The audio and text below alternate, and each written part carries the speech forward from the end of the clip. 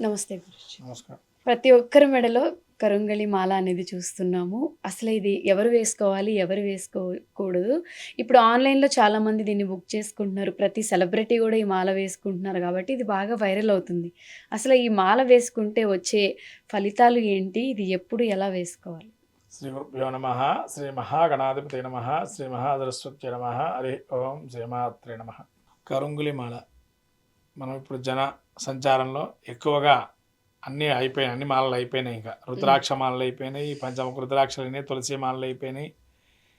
ఇంకా చెప్పాలంటే చాలా రకాల మాలలు వేసుకున్నారు ఆ మధ్యగా, నవరత్నాల మాలలని.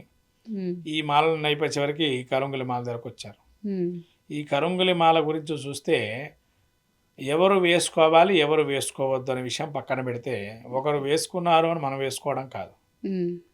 నీకు ఆ శక్తి, నీకు దాన్ని వేసుకునే అర్హత ఉందా తెలుసుకోవాలి. ఎందుకంటే అర్హతకు మించినటువంటి మాల అంటే ఏంటంటే, ఇప్పుడు మాల ధారణం అని అంటారు. అంటే ఒక దీక్షగా నువ్వు చేసుకుంటే ఆ మాల వేసుకోవటం. హ్మ్. ఇప్పుడు అయ్యప్ప దీక్షలు ఉంటాయి, ఒక మాల వేసేస్తారు, తులసి మాల, హ్మ్. దానిలో అయ్యప్ప స్వామి. అలా కరుంగులి మాల కూడా ఎన్నో శక్తి దాచిపెడితే తప్ప ఆ మాల తయారు కాలేదు. హ్మ్. అంటే దీనికి ఆంతర్యం ఏంటంటే, మీరు భరణి నక్షత్రం వినే ఉంటారు, సుబ్రహ్మణ్య నక్షత్రాల్లో. హ్మ్. భరణి నక్షత్రంలో కూడా నవపాషాణాలతో తయారు చేసిన విగ్రహం అది, హ్మ్. సుబ్రహ్మణ్య స్వామి విగ్రహం.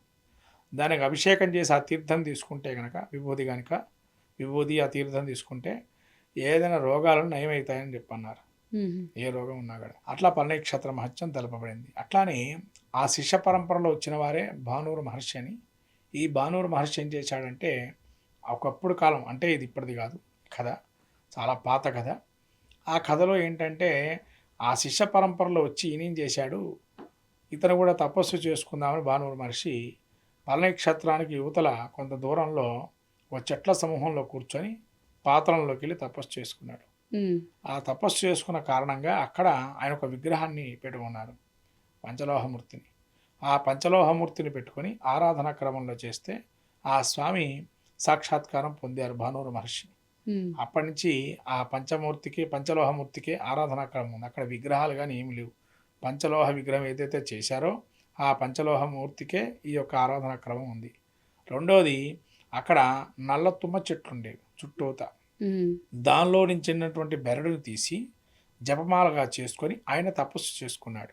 హుహు. అలా ఈ మాలని తయారు చేయడంతో ఆ తపస్సు చేసిన మాలని ఆయన తర్వాత జనారణ్యంలో అప్పటి కాలం నుంచి 1-2 మాలలు ఆ స్వామివారికి సంవత్సరంలో ఎన్ని మాలలు తయారు చేసేవాళ్ళని అక్కడ వెళ్ళి అడిగితే కనుక 40 మాలలు 50 మాలల కన్నా ఎక్కువ తయారయ్యేవి కాబట్టి.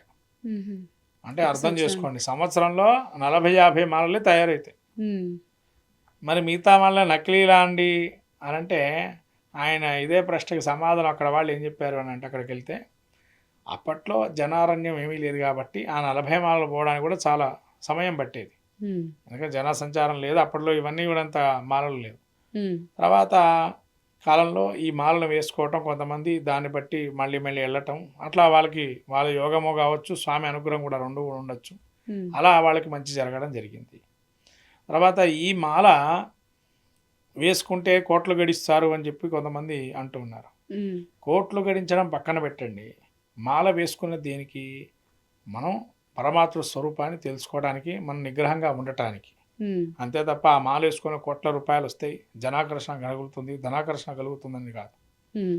అలా వేసుకోవటం వల్ల జ్ఞానాన్ని, మనలో ఉన్నటువంటి నెగిటివిటీ పోయి పాజిటివిటీ సెన్సిటివిటీ మన వైపు ఉండాలి, శరీరాన్ని తాకాలని చెప్పి హ్మ్. ఆ కరుంగిలి మాల వేసుకోవటం.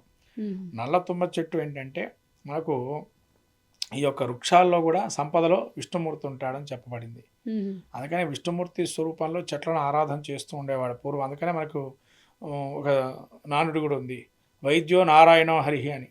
హ్మ్. అంటే వైద్యుడు నారాయణమూర్తితో సమానం. ఎందుకన్నారంటే, చెట్లల్లో నుంచి వచ్చేటువంటి వాటితోని అప్పుడు కాలంలో ఆయుర్వైద్యం చేసేవాళ్ళు కాబట్టి అతనికి మించినట్టు వైద్యుడు ఎవరు లేరు, విష్ణుమూర్తి మించిన వైద్యుడు లేడని ఆ విధంగా తీసుకున్నారు. ఇది కూడా ఏంటంటే, మనలోని రుగ్మతలు, శరీర రుగ్మతలు ఆ మాల వేసుకోవటం వల్ల వెళ్ళిపోయి మనకి జ్ఞానాన్ని ప్రచోదనం చేయడానికి, ఏమన్నా మనకి పనికిరానివి ఏమన్నా ఉన్నా, ఆలోచనలు ఏమన్నా ఉన్నా అవి తొలగింపజేసి హ్మ్. జ్ఞానాన్ని చూపించటానికి జ్ఞాన మార్గాన్ని ఆ మాల వేసుకోవాలి. కొంతమంది విన్నాను నేను సంతానం కోసం కూడా వేసుకున్నారు. అంటే వాళ్ళకి అది ఏదైనా ఇబ్బంది ఉండొచ్చు శరీర లక్షణంలో, అటువంటి వారు వేసుకోవచ్చు. దాంపత్య అనుకూలం ఉండడానికి కొంతమంది వేసుకుంటున్నారు అని అన్నారు. అది వాళ్ళల్లో ఉండేటువంటి శరీర లక్షణాల్లో ఏదైనా వ్యతిరేకరించి ఉన్నాయో అవన్నీ మళ్ళీ పాజిటివ్లో రావటానికి, ఆ శరీరంలో ఉండేటువంటి అవయవాలు ఏవైతే ఉంటాయో ఒక మాల వేసుకొని అంత ఫలితం ఉంటుందా అంటే ముఖ్యంగా అంతటి ఫలితం ఉంటుంది కాబట్టి మాలకి, అందుకని అందరూ ఏదైనా దీక్ష చేస్తే మాల వేసుకుంటూ ఉంటారు, ఆ స్వామిది కానీ ఎవరిదైనా. తర్వాత నరఘోష నరదృష్టి దోషాలు పోవడానికి వేసుకుంటున్నానండి. అంటే దానిలో ఏదైనా శక్తి మూలక మంత్రాన్ని కనుక ఉపాసించి జపం చేసుకొని వేసుకుంటే కనుక ఖచ్చితంగా ఫలితం ఉంటుంది. అటువంటివి కూడా నరదోషాలు దృష్టి దోషాలు, నెగిటివ్ ఎనర్జీ అనేది పోవడానికి అది ప్రధానంగా వేసుకునేది. మనలోనే నెగిటివ్ ఎనర్జీ ఏదైనా మనలో ఉండొచ్చు, బయట నుంచి వచ్చేది ఏమైనా ఉండొచ్చు, అది రాకుండా మనం కాపాడడానికే కరుంగిలి మాల వేసుకోవటం. అంటే ఈ మాల వేసుకుంటే నాన్ వెజ్ తినడం ఇలాంటివి ఏం చేయకూడదు? అవన్నీ నిబద్ధంగా ఉండాలమ్మా. ఎందుకంటే ఒక మాల వేసుకుంటే దానికి ఎంత కంఠోబద్ధంగా ఉండాలని నియమష్టలతో ఉండాలి. తర్వాత మళ్ళీ నువ్వు తలస్నానం చేసుకొని మరుసటి రోజు వేసుకోవచ్చు. అలా నియమబద్ధంగా ఉండాలి. అంతేగాని అవన్నీ తినేసేసి నేను మాల వేసేసుకుంటే ఇంక అన్నీ పోతాయి, నా మీద ఏమీ రావనేది కాదు. అవన్నీ పాటించాలి. ఒక మాల వేసుకున్నాము అంటే అయ్యప్ప మాల వేసుకుంటున్నారు, ఎంతవరకు దీక్షగా ఉంటున్నారు? వెంకటేశ్వర స్వామి మాల వేసుకుంటున్నారు, ఎంతవరకు దీక్షగా ఉంటున్నారు? అలానే కరుంగలి మాల, అలానే కరుంగిలి మాల ధరించినప్పుడు కూడా అదే ఉండాలి.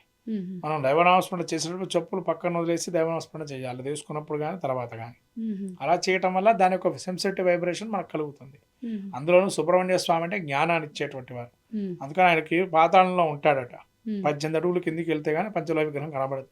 ఒక్క మనిషి రావటం ఒక్క మనిషి రాకపోవటం ఉంటుంది. చాలా బాగుంటుంది దేవాలయం కూడా. పాతాళ శంభ మురుగన్ దేవాలయం అంటారు ఆయన్ని.